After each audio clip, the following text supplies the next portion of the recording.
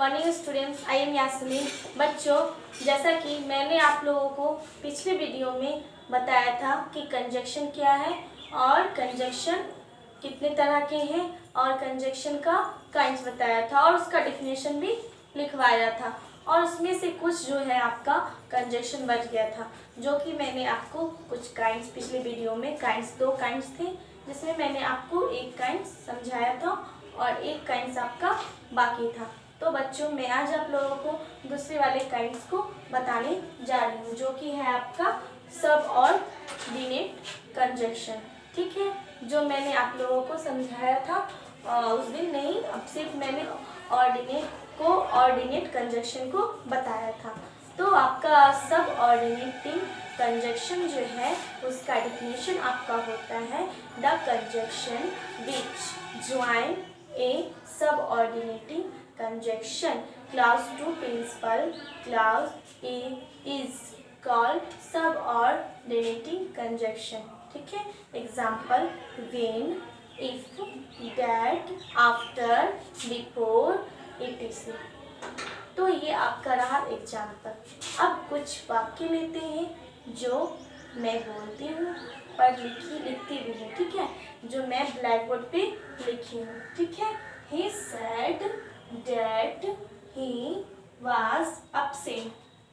I like him because he is honest। ठीक है, ये जो वर्ड मैंने आपका अंडरलाइन किया है that, because, जो मैंने अंडरलाइन किया है वो आपका सबऑर्डिनेटिंग कंजक्शन है।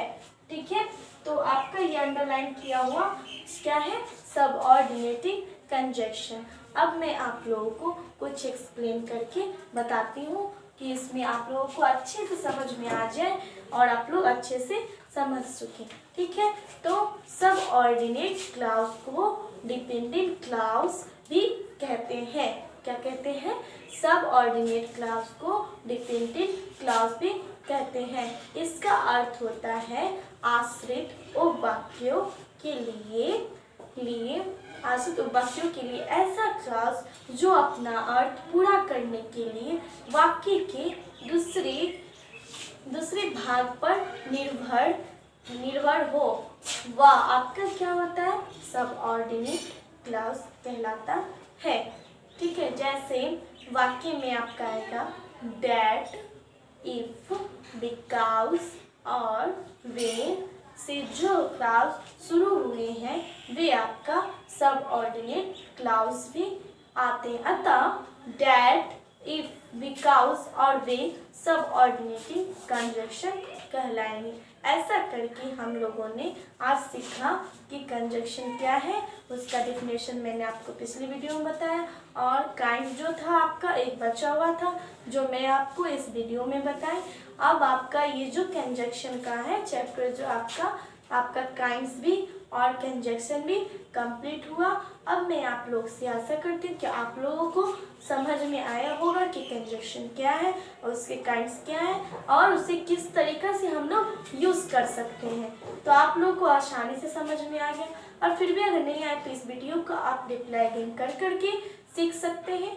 तो बच्चों, मैंने आप लोगों को आज सिखलाया कि काइंड्स इसके क्या है और कंजक्शन क्या है। तो बस आज इतना ही रखते हैं, मैं आपको नेक्स्ट बताऊंगी। बस आज के लिए इतना ही रखते हैं। Thank you so much.